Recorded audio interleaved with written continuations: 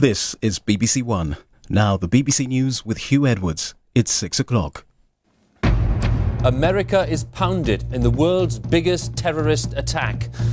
Thousands are feared dead after New York and Washington have been hit. Hijacked planes crash into and destroy the towers of the World Trade Center. The Pentagon is another target. The White House has now been evacuated. Nationwide panic as Americans try to understand the scale of today's events.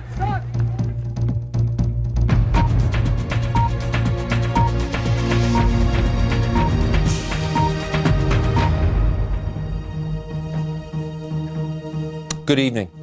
The United States was hit today by the biggest wave of terrorist attacks ever seen.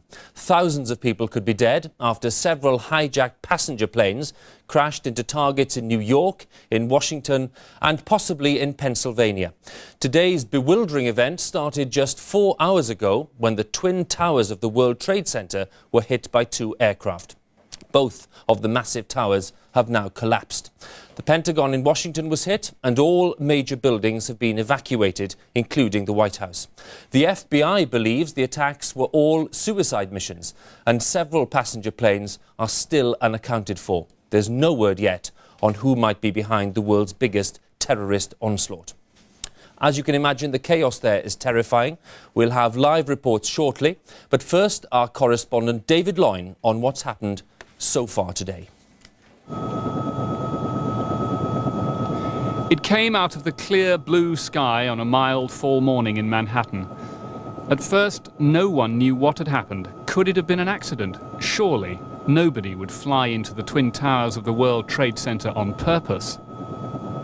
But 8 minutes after those first pictures, the full startling reality of what was going on became clear. In slow motion, you can see a Boeing 767, a passenger plane, crashing into the South Tower. A BBC correspondent, Stephen Evans, was on the ground floor of the World Trade Center when it happened. I was on the ground floor of the building, sitting in a chair, waiting for somebody to turn up, as you do. There was a huge bang. It felt to me like somebody dropped a skip full of rubbish, a great container full of rubbish from a very great height. At which point, smoke appeared everywhere, as though a mist had suddenly settled on the building. We all streamed out, some people running, some people crying, nobody really screaming, across the road, and you look up, and you can see the top of one of the towers, smoke billowing out from it. It is hard to imagine what must have been going through the minds of people on the streets below. There's people jumping out of windows. I've seen at least 14 people jumping out of windows. It's horrific. I can't believe this is happening. We heard a big bang, and then we saw smoke coming out, and everybody started running out, and we saw the plane on the other side of the building, and there was smoke everywhere, and people are jumping out the windows. Over there, they're jumping out the windows, I guess because they're trying to save themselves. I don't know. President Bush was visiting a school in Florida. And I've ordered that the full resources of the federal government go to help the victims and their families, and to conduct a full-scale investigation to hunt down and to find those folks who committed this act. Terrorism against our nation will not stand. And now, if you join me in a moment of silence.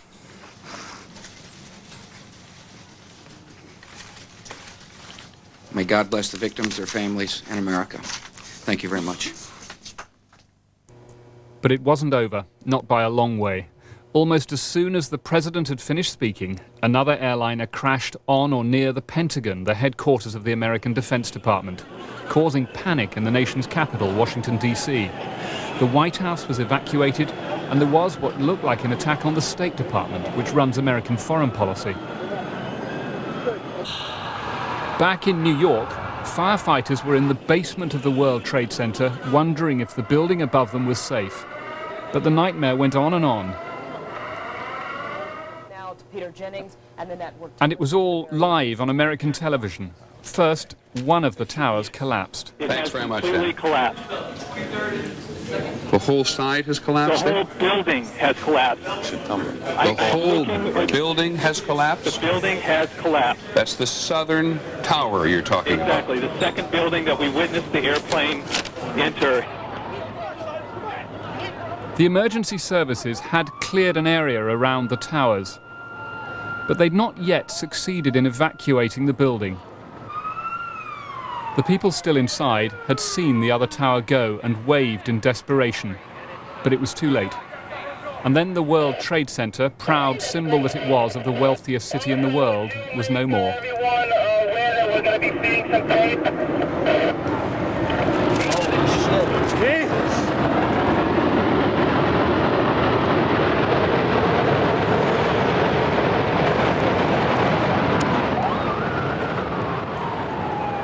At that time of the morning, there would have been about 10,000 people in each tower of the World Trade Center and thousands more in the Wall Street financial district around it. The emergency services have been doing what they can all day, but they are overwhelmed by demand in an atmosphere of terror. Every airliner in the air across America was ordered to land at the nearest airport. A plane crashed in Pittsburgh. As smoke blew across Capitol Hill, the heart of American democracy, it is clear that this is the biggest attack on America since Pearl Harbor. Once again, we see terrorism. We see terrorists, people who don't believe in democracy, people who believe that with the destruction of buildings, with the murder of people, they can somehow achieve a political purpose. They can destroy buildings, they can kill people, and we will be saddened by this tragedy, but they will never be allowed to kill the spirit of democracy. They cannot destroy our society. They cannot destroy our belief in the democratic way. In a brief break in the day, firefighters could embrace each other, but it will be many hours before their work is done, and many years before the full story of what this day means is told. David Loyne, BBC News. Well, let's go live to Washington, and our correspondent there is Robert Watson. Rob, I know it's just 4 hours after this dreadful series of events took place, but what's the latest there this evening?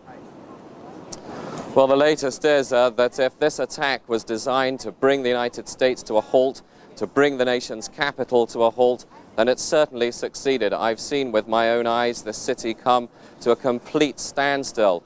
All of the federal government buildings have been evacuated, including the White House. Now, you can probably see behind me to my left, the Pentagon is still on fire. There are said to be many casualties, almost certainly fatalities. Part of the building has collapsed. All around me, the streets have come to are at gridlock as people emptied out of buildings. They can't leave the city. All commercial airlines have been grounded. The US borders have been shut.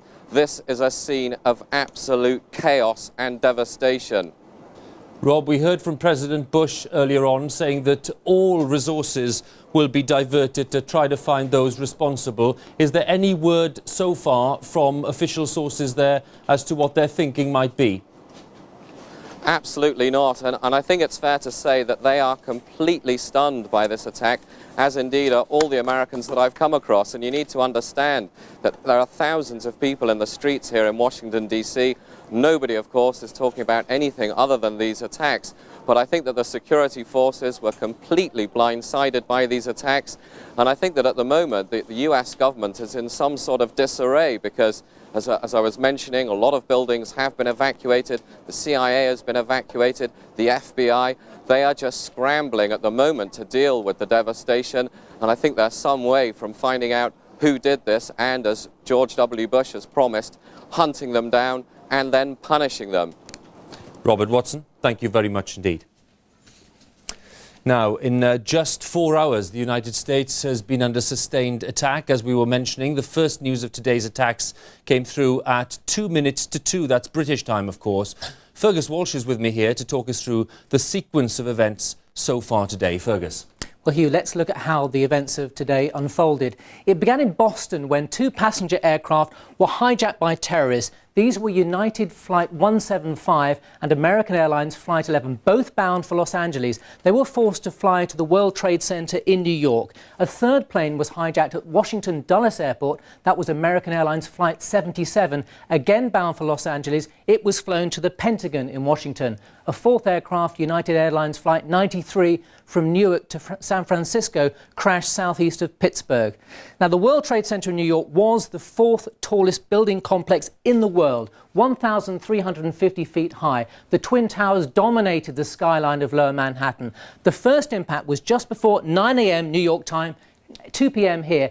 The hijacked aircraft crashed into the 80th floor of the North Tower, each tower being 110 stories high. Now, 8 minutes later, a second plane crashed into the South Tower around the 65th floor. Now, the World Trade Center is the largest commercial complex in the world. It's effectively a mini city. 50,000 people work inside. It has 90,000 visitors every day. The casualties inside and on the ground are unknown. What we do know is that American and United Airlines say the 4 aircraft involved had a total of 266 passengers and crew on board. Now, within an hour, the Twin Towers had collapsed. Now, unlike most conventional skyscrapers, which have lots of interior columns to give strength to the building, the exterior walls of the World Trade Center bore most of the load, so the direct attacks were enough to weaken the buildings and lead to their collapse. Now let's turn to Washington. Within 45 minutes of the attacks on the World Trade Center, another hijacked plane had crashed in a direct hit on the Pentagon. One side of the 5-sided building was completely destroyed. Just over 30 minutes later, a car bomb exploded outside the State Department. Again, there's no figure on casualties. American fighters are now patrolling the skies above New York, Washington and other key locations to guard against further attacks. American military and government buildings across the world are on high alert. Other tall buildings in the US, such as the Sears Tower in Chicago, have been evacuated. America's day of horror is still unfolding. Hugh. Indeed it is, Fergus. Thanks very much. And amid the chaos, the FBI and its international partners are already trying to work out who could be capable of planning attacks on this scale. Very few groups are thought to have the capability needed, and the Saudi rebel Osama bin Laden is one. He's currently in Afghanistan, where the ruling Taliban claimed today that he was not capable of an attack of this size. But according to Islamic Jihad, the attacks were a consequence of United States policy in the Middle East. James Robbins now on the search for the guilty men. In the Arab quarter of Jerusalem, they're celebrating the massacre and mayhem in the United States. What's a disaster to much of the world is seen as a triumph by some. It's evidence of how much hatred has already been refueled by this disaster. Now American intelligence, which missed stopping the attacks, will desperately be searching for the culprits. And to find who's behind it, they'll first ask, how was it done? I think it's almost impossible to believe that a hijacker could convince an American domestic airline pilot to commit suicide by flying into the World Trade Center. I have absolutely no doubt at all they had trained pilots. We know in the past that they've had pilots who have been perfectly capable of flying aircraft, and this can only be the only, I think, answer to this. American pilots would not do this, but Arab fundamentalists may well be prepared to. Number one suspect has got to be this man, Osama bin Laden, the richest and possibly the most ruthless terrorist in the world. Bin Laden has declared the destruction of the United States his top priority. He heads and pays for an extraordinary international network of Islamic militants. And this evening, Israel's Prime Minister Ehud Barak told the BBC he thinks bin Laden is probably to blame. Most probably bin Laden-like organization, but I cannot say that I'm sure of it. But anyhow, it's an attack against our whole civilization, not just against the Americans. And I believe that this is the time to deploy to tackle this challenge head-on. So what do you suggest that America and her allies do?